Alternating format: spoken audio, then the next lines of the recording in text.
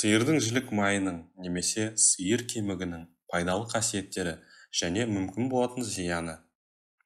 Соңғы кездері адамдар өздерінің ішетін тағамдарына көбірек қызығушылық танытуда. Таңғаларлық емес, өйткені тамақ тек аштықты басуға ғана қабілет емес.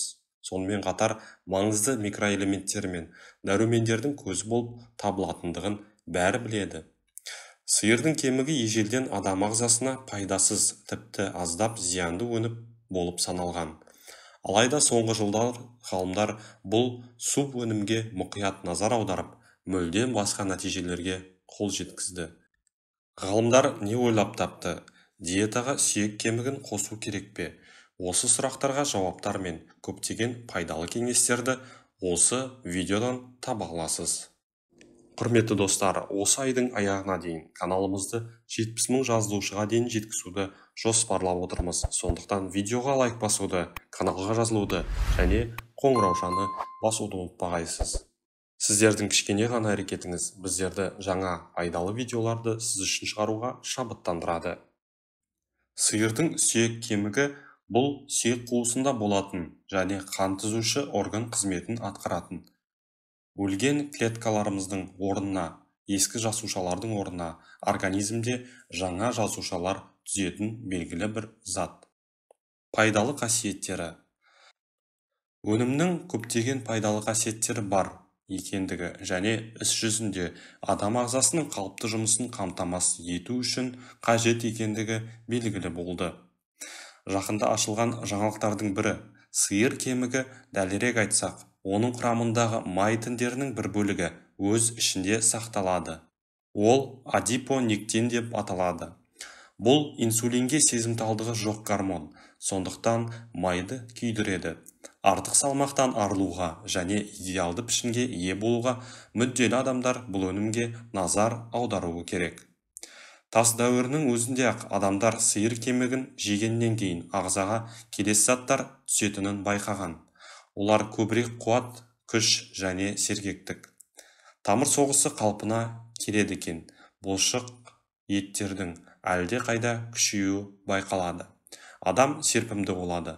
Мазасыздық күйлері өтеді. Либидо жоғарылайды. Көңіл күй көтеріліп, иммунитет күшейеді. Сүйек кемігі ағзаға қоректік заттар мен микроэлементтердің тасымалдануын реттейді. Олар темір, мырыш, магний, кальций, селен және марганец. Ең бастысы, бұл заттардың адам ағзасына сіңуіне, формалары және концентрациясы дайын күйінде болады. Ағзада осындай маңызды элементтердің жетіспеуі жүрек қан тамырлары ауруына, иммунитеттің әлсіреуіне, жүйке жүйесінің бұзылуына, тамақтанудың бұзылуына әкелуі мүмкін. Қосымша өнім ағзаға жақсы сіңеді, ересектерде де, балаларда да. Сиыр кемігі әсіресе егде жастағы адамдарға, жүкті әйелдерге және жаңа туған нәрестелерге пайдалы. Сүйек кемігі коллагендер, ақуыздар және амин қышқылдарының қайнар көзі болып табылады. Оның арқасында ол ағзаны шлактардан тазартуға, токсиндерді кетіруге қабілетті. Терінің серпімділігін қамтамасыз етеді. Денеге соматоприн, өсу гормонын өндіруге көмектеседі. Буындарды қорғайды. Желатин сүйек кемігінде көп мөлшерде болатын асқорту шырындарын ұстайды. Соның салдарынан асқорту процесінің дұрыс жұмыс істеуін қамтамасыз етеді. Бактериялық және вирустық инфекцияларды жояды. Сүйек кемігі шашты қалпына келтіру үшін керемет әдіс болып табылады. Сүйектің кемігінде негізделген маскалар барған сайын танымал бола түсуде. Сондай-ақ сүйек кемігінің төмен бағасы өнімнің ең басты плюсы болып саналады. Өйткені бұл ақшаңызды үнемдеуге және отбасыңызды пайдалы өніммен тамақтандыруға жақсы. Бірақ айта кететін жайт, сиыр сүйек кемігінің барлығына пайдалы емес екендігін, кейбіреулерге, мысалы, сиыр етіне, сондай-ақ одан жасалған сорпаға төзімсіздігі бар адамдарға мүлдем зиянды болатынын ұмытпаңыз. Сондай-ақ сатып алатын өнімнің сапасына назар аудару керек. Былайша айтқанда, оны дәлелденген орындардан алу керек. Көптеген шаруа қожалықтары мен ауыл шаруашылық кешендері малды антибиотиктермен және өсу гормондарымен тамақтандыруда күнә жасайды. Бірақ бұл мәселені шешудің де шешімі бар. Сүйектерді суда 30 минут қайнату керек. Содан кейін бірінші сорпаны ағызып, жаңа таза су құйыңыз. Ағызылатын сұйықтықпен бірге барлық антибиотиктер шығады. Сондай-ақ мұндай нәзіктікті қалыпты мөлшерде тұтынған жөн. Тәулігіне 500-600 мл-ден артық қолдануға болмайды. Сүйек кемігін пісіру құпиялары. Пайдалы өнімді дайындау үшін сізге арнайы дайындық пен арнайы аспаздық білім қажет емес. Қорқатын ештеңе жоқ. Пісірудің екі нұсқасы бар. Бірінші нұсқасы сорпаны сиыр кемігіне дайындау. Ол үшін сүйектерді сумен толтырып, баяу отта пісіру керек. Пісірер алдында сүйектерді дәкеге орап, миықлап қалмас үшін ұмытпаңыз. Ең бастысы сорпаны қайнатпау. Сорпа қаншалықты ұзақ уақыт созылса, соғұрлым ол нәзіктік құрамындағы қоректік заттармен байытылады. Нағыз сорпа шеміршек пен сүйектен дайындалады. Оған етке де рұқсат етіледі, бірақ көп мөлшерде емес.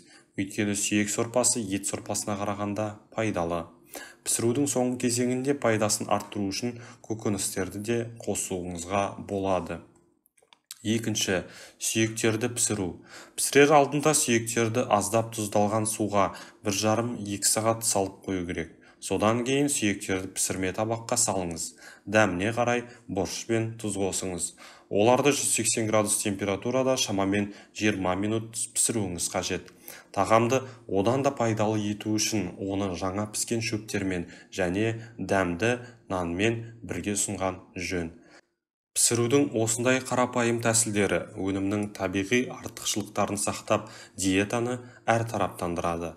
Сиыр еті және негізінен кез келген басқа жануарлардың сүйек кемігі адамзатқа дамуға мүмкіндік береді.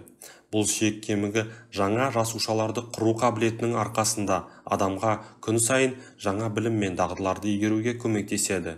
Неандертальдықтардың тастан жасалған құрал-саймандарды жануарлардың сүйектерін жару, деликатес алу үшін қолданғаны бұрыннан белгілі.